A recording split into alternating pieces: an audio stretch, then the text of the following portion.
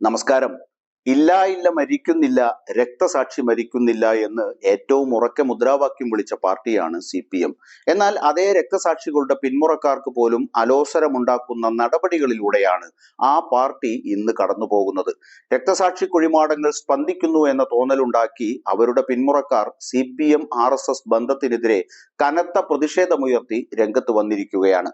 സംസ്ഥാനത്തിന്റെ ക്രമസമാധാന ചുമതലയുള്ള ADGP MR Ajith Kumar RSS നേതാവുമായി നടത്തിയ കൂടിക്കാഴ്ചയെ ന്യായീകരിച്ച സ്പീക്കർ AN ഷംസീറിന്റെ പ്രസ്താവനയാണ് അവരെ കൂടുതൽ വികാരാധീനരാക്കിയത്. ഷംസീറിന്റെ ചരിത്രം മറന്ന പ്രസ്താവനയ്ക്കെതിരെ കടുത്ത വിമർശനവുമായി CPM രക്തസാക്ഷിയുടെ മകൻ തന്നെ രംഗത്തു വന്നു. ഒഴുക്കൻമട്ടിൽ RSS പ്രധാന സംഘടനയാണ് എന്നല്ല, പ്രധാന വർഗീയ സംഘടനയാണ് എന്ന് പറയണം എന്ന് പഠിപ്പിച്ചാണ് രക്തസാക്ഷിയുടെ മകൻ തന്റെ പ്രതികരണം വ്യക്തമാക്കിയത്. RSSന്റെ വർഗീയത മറന്നുള്ള ഷംസീറിന്റെ പ്രസ്താവന കേട്ട് രക്തസാക്ഷികളുടെ കുടുംബങ്ങൾ തരിച്ചിരിക്കുകയാണെന്ന് മേപ്പയൂരിലെ രക്തസാക്ഷി ഇബ്രാഹിമിന്റെ മകൻ ഷെബിൻ പറഞ്ഞു. ഫേസ്ബുക്ക് പോസ്റ്റിലൂടെയാണ് ഷെബിന്റെ വിമർശനം പുറത്തു വന്നത്.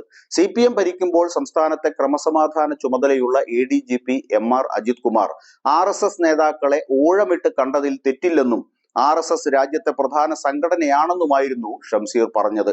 എന്നാൽ പ്രധാന വർഗീയ സംഘടന എന്ന സത്യത്തെ മറച്ചുവെച്ചുകൊണ്ട് പ്രധാന സംഘടന എന്ന് മാത്രം പറയുന്നതിലെ രാഷ്ട്രീയവും ചോദ്യം ചെയ്യപ്പെടണമെന്ന അഭിപ്രായമാണ് ഷെബിൻ രേഖപ്പെടുത്തിയത്. വർഗീയത എന്നത് ഉറക്കെ പറയേണ്ട വാക്ക് തന്നെയാണ്. ഷംസീറൊക്കെ കൈകാര്യം ചെയ്യുന്ന രാഷ്ട്രീയം RSSനെ പ്രീതിപ്പെടുത്താനുള്ളതാവരുത് എന്ന താക്കീതും ഷെബിൻ മുന്നോട്ട് വെച്ചു. പ്രധാന സംഘടന എന്ന ലേബലിൽ RSSന്റെ രാഷ്ട്രീയ കാഴ്ചപ്പാടിനെ ഇങ്ങനെ നോർമലൈസ് ചെയ്യുന്നത് കാണുമ്പോൾ അവരാൽ കൊല ചെയ്യപ്പെട്ടവരുടെ കുടുംബങ്ങൾ ഇതൊക്കെ കേട്ട് തരിച്ചിരിപ്പാണ് എന്ന സത്യം മിനിമം മനസ്സിലാക്കണം. പ്രധാന സംഘടന എന്ന് മാത്രം പറഞ്ഞുകൊണ്ട് താങ്കൾ ആർക്കാണ് ഈ ഗുഡ് സർട്ടിഫിക്കറ്റ് കൊടുക്കുന്നത്?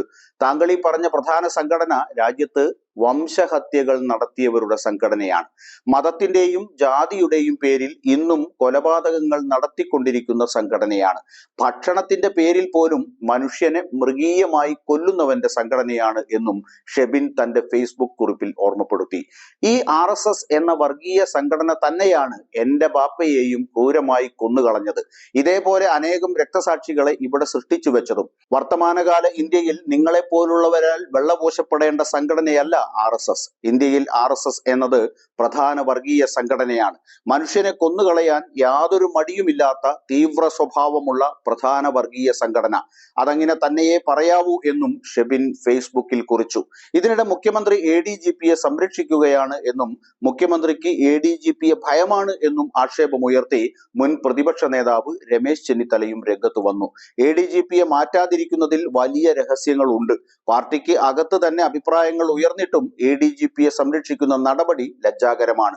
സ്പീക്കറുടെ RSS പരാമർശം നാളെ പാർട്ടി സെക്രട്ടറി ഗോവിന്ദനും പറയുമെന്നും BJP പ്രധാനപ്പെട്ട പാർട്ടിയാണെന്ന അഭിപ്രായം ഉന്നയിക്കുമെന്നും ചെന്നിത്തല പറഞ്ഞു.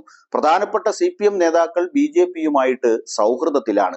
UDFനെ ഇല്ലാതാക്കാനുള്ള രാഷ്ട്രീയ തന്ത്രമാണ് ഈ ബന്ധം. കഴിഞ്ഞ തെരഞ്ഞെടുപ്പിൽ 62 മണ്ഡലങ്ങളിൽ നിന്ന് BJPയിലേക്ക് വോട്ട് പോയത് CPMനാണ്. ADGP ദൂത് പോയത് ഈ ചോർച്ചയിലേക്കാണ് വിരൽ ചൂണ്ടുന്നതെന്നും രമേശ് ചെന്നിത്തല കൂട്ടിച്ചേർത്തു. പാർട്ടിയെ ആത്മാർത്ഥമായി സ്നേഹിക്കുന്നവരും മുന്നണിയിലെ ഘടകകക്ഷികളും ശക്തമായി ആവശ്യപ്പെട്ടിട്ടും മുഖ്യമന്ത്രി പിണറായി വിജയൻ ADGPയെ തൊടാൻ മടിക്കുന്നത് എന്തുകൊണ്ടാണ് എന്ന സംശയം ബാക്കിയാവുകയാണ്.